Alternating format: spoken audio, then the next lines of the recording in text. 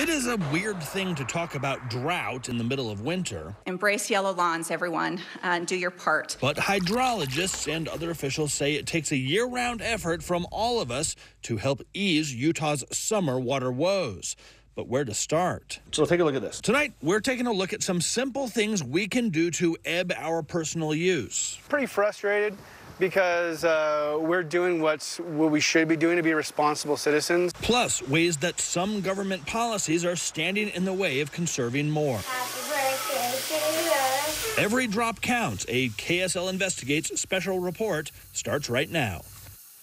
Hello and welcome to this special edition of KSL News. This year we saw a slew of bleak news reports on the status of Utah's lakes and reservoirs. We are in what some are calling a mega drought, so let's kick it off with Kevin Eubank. Kevin, all the snow currently on the ground, has that given us any relief? Matt, thanks a lot. You know what? It is an interesting thing. Now, as you compare this year to last year, we've started the winter season off pretty in a good position, but the question is it going to last? Ray Boren capturing this shot of the Salt Lake Valley. This was just a week ago with a blanket of snow. So the question is this a good indication of things to come? Well, when you go back to last year and look at how we did, November of 2020, we only had 4.7 inches in Salt Lake. December of 2020, 1.8 inches. And January of 2021, 2.4. In those 3 months, a core time for winter snow, the total that came out of Salt Lake was 8.3. Now, the good news, so far in the month of December 2021, we've had 11.0 inches, more than we got in those 3 months combined. Snowpack, that's another big indicator, Matt. And the bottom line is, we're well below average across northern Utah, getting above average over southern Utah, and marginal over central and eastern areas. The trick is it takes as long to get out of a drought as it takes to get in it. So it's going to be a multi-year approach. We're going to need multiple storms, lots of water over a prolonged period of time. The good news, we've started off things okay. Let's hope that that trend continues right into year 2022. Yeah, Kevin, thanks so much. We will hope that that continues. The Great Salt Lake reached its lowest level on record this past summer. Climate experts blame the lack of spring runoff. It's an expensive problem. Governor Spencer Cox says he wants to allocate $45 million for the lake's preservation. We don't think $45 million is enough or the end of the story, but we think it's what we need for the next year to get that process started. Governor also recommending that Utah spend $200 million on metering of secondary water, that in addition to $70 million for agriculture conservation and $1.5 million to incentivize Utahns to rip out their lawns. The KSL investigators did a series of stories this past year to gauge whether or not certain water-saving tips that we've all heard really work. For example, low-flow shower heads, a good investment, like that old Seinfeld gag where Kramer couldn't get the soap out of his hair, more trouble than they're worth. Let's see. You're gonna drop into an air squat. Josh Myers coaches CrossFit here at the Factum Gym in Midvale. Push up. Row, that's one. And even running others through a workout. So if you want to do strict, works up a sweat. You can do strict. Hot, I'm sweaty, sticky, and the first thing I want to do is shower. Josh says he hits the shower several times every day. He is a shower connoisseur. What makes a good shower? Space in the shower, and you're going to see that I don't have a lot of space in the shower. But past that, you know, the flow rate of the water. Uh-oh. If that's what Josh relishes, he may regret agreeing to help me with a little experiment. So take a look at this. At his home, I presented Josh with a brand new eco-friendly shower head. Rather than the 2.5 gallons per minute that his shower currently pumps out, this one only lets 1.75 gallons per minute through. After installation, I asked Josh to take a shower and give me his take. While we wait, let's do a little math. Most standard shower heads that we found on store shelves boast 2.5 gallons per minute. Our low-flow option is 1.75. Now, according to the CDC, the average shower is 8 minutes long. In 8 minutes, our low-flow head puts out 14 gallons of water. A standard shower head puts out 20. That's a savings of 6 gallons every single shower. Not nothing. And if we zoom out and say that all 3.2 million Utahns shower once per day, if everybody used a low-flow shower head, it would save more than 19 million gallons of water every single day. Aside from conservation, we found there's another reason you may want to cut back on how much water you're putting down the shower drain. You know, I think a low flow is just perfect for the skin. Rebecca Clifford is a dermatologist with Granger Medical. She says a lot of folks shower wrong and wash away an important oil that our skin uses as a protective barrier, and that results in itchy skin and rashes. If you are taking excessively long showers, you're showering a lot of times per day, you're scrubbing at your skin, you're taking really hot showers, all of that strips away that natural oil. Josh, let me ask you, how many television interviews do you do while showering? 0. Back at Josh's apartment, we wait for him to finish up, then get his take. The flow rate was very obviously lower than the usual shower head that I use, and because of that, I noticed that it's a little difficult to get clean in some nooks and crannies, but if I'm saving some money and I'm saving some water, I say why not? Yeah, we let Josh keep that shower head, a gift from KSL, to say thanks for helping us out. There are tons of low-flow shower heads on the market. That one, I paid about $30 for it, and I got it at Lowe's. While we're talking about bathing, you've probably heard that showering uses less water than taking a bath. Is that true? And if so, how much?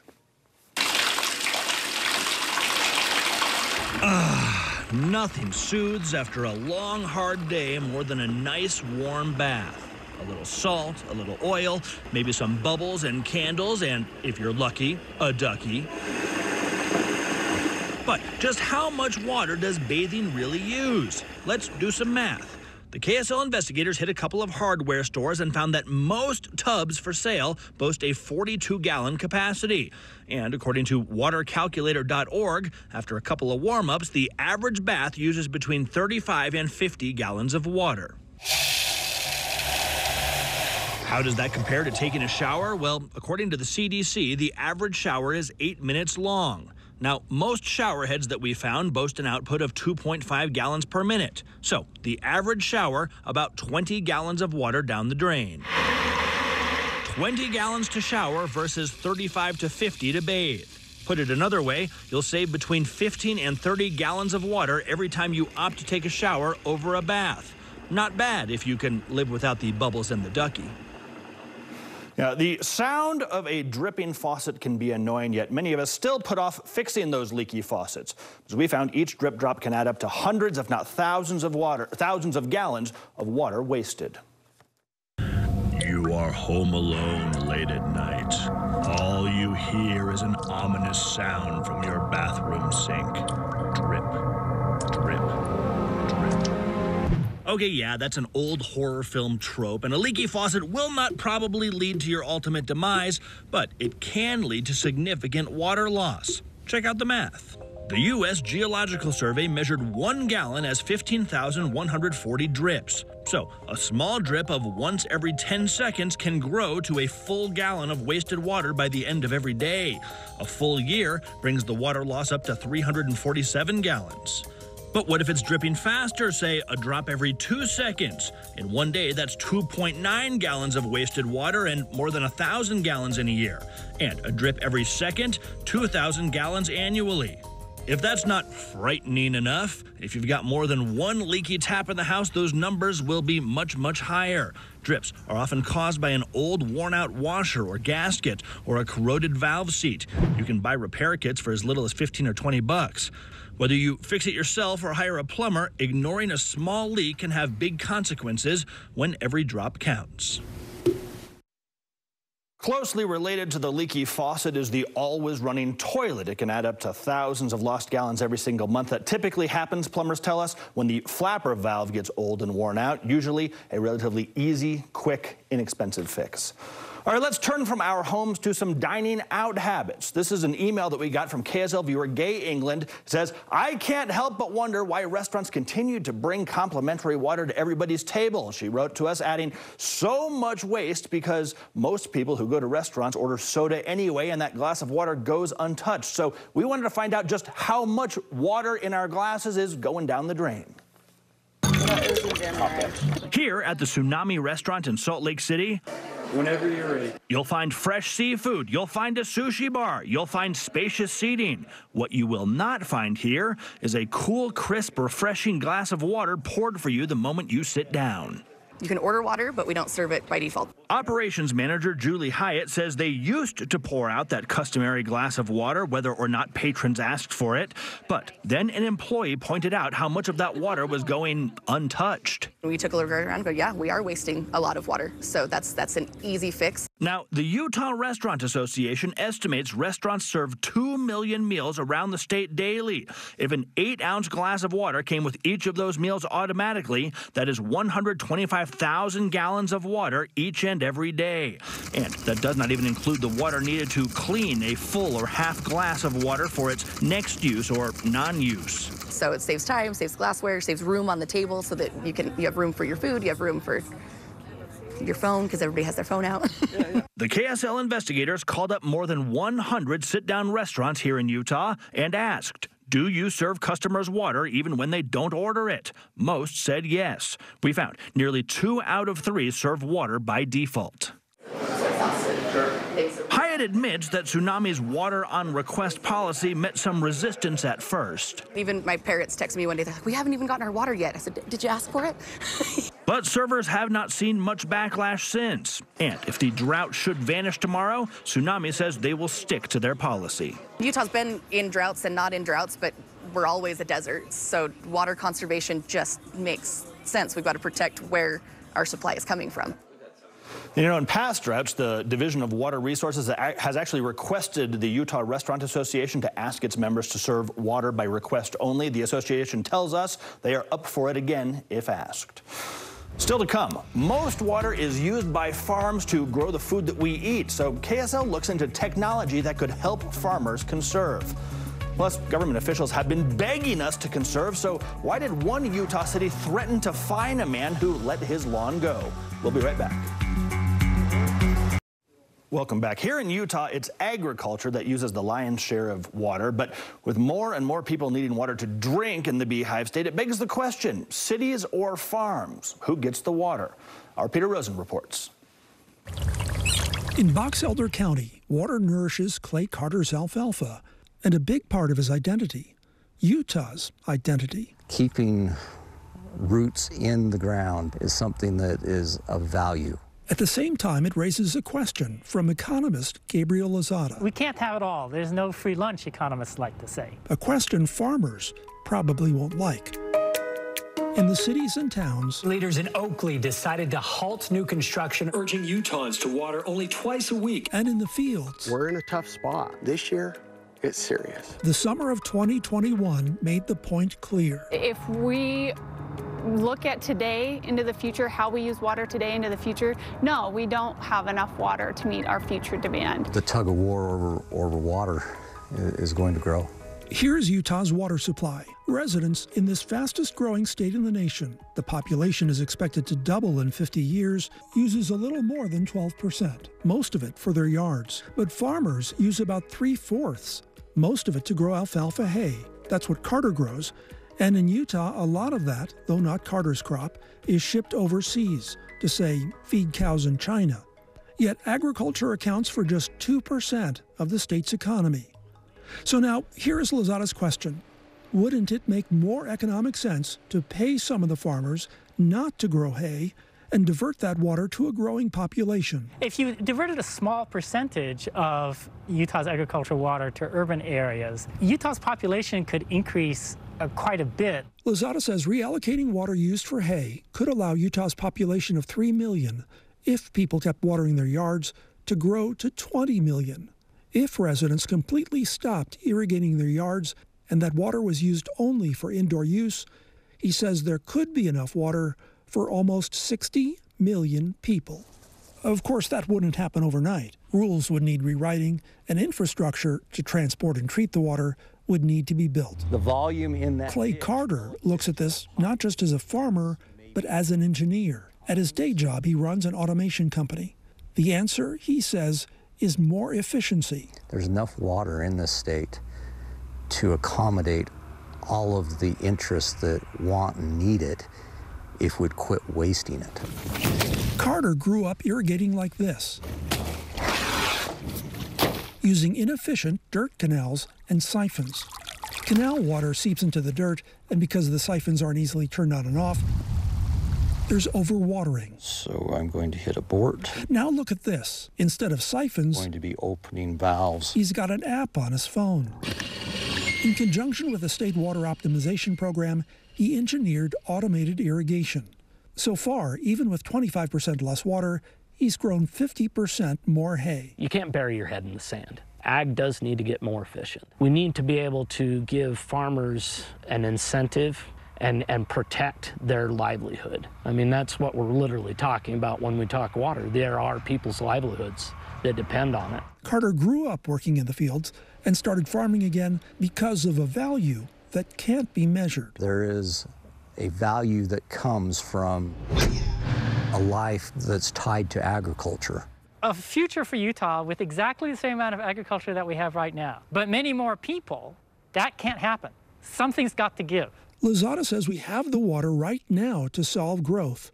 The real threat is global warming. Utah gets most of its water from snowpack and over decades has seen less snowfall. And the Colorado River, which Utah uses, has dropped significantly through 20 years of continued drought. And this in a state with some of the cheapest residential water in the country and per person, one of the highest rates of consumption. Leaving the situation with water in Utah the way it is right now is not an option. We can't stop climate change. Peter Rosen, KSL 5 News.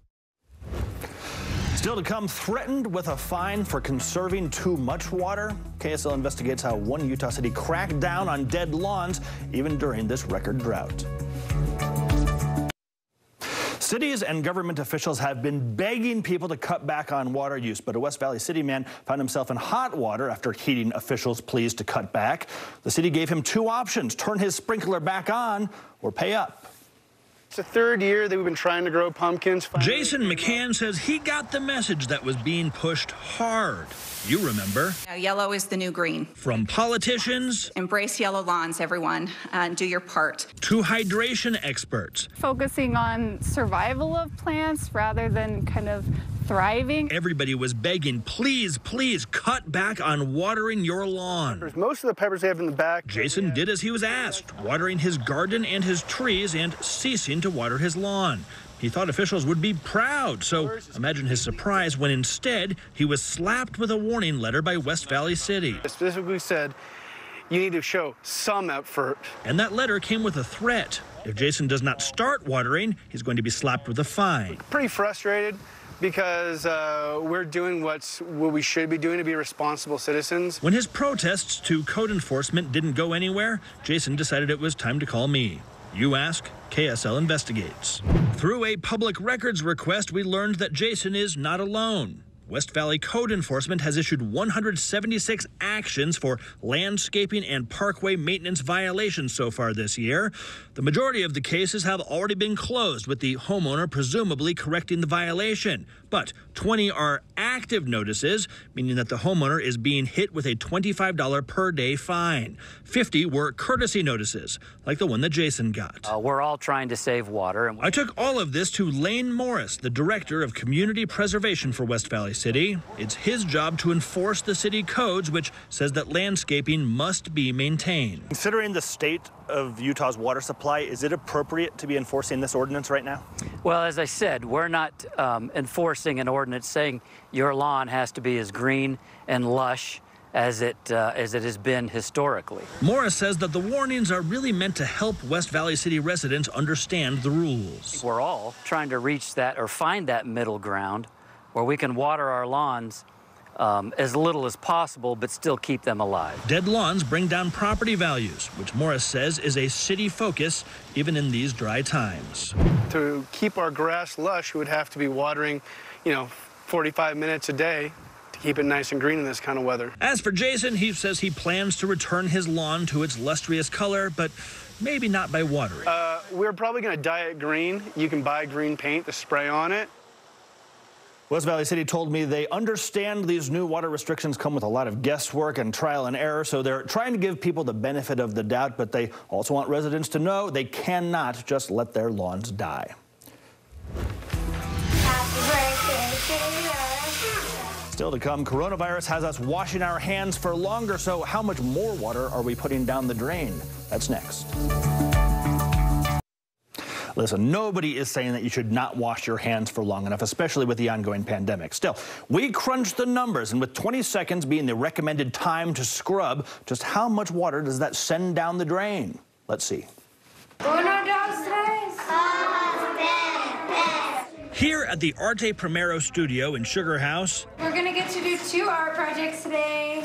The summer camp instructors help their pupils mimic some famous works by some famous artists. But no matter how elegant the lesson plan, when teaching elementary kids, you end up with some not-so-elementary messes. Que sera, sera. It's not like we haven't all had plenty of practice scrubbing our hands this year. And remember that trick we all learned early on in the pandemic to make sure that we washed for long enough? Happy birthday to us. That's right. According to the CDC, proper washing means soap and water for at least 20 seconds. But before the pandemic, most of us did not do that. In fact, according to a 2013 study from Michigan State, people are only washing their hands on average for about 6 seconds.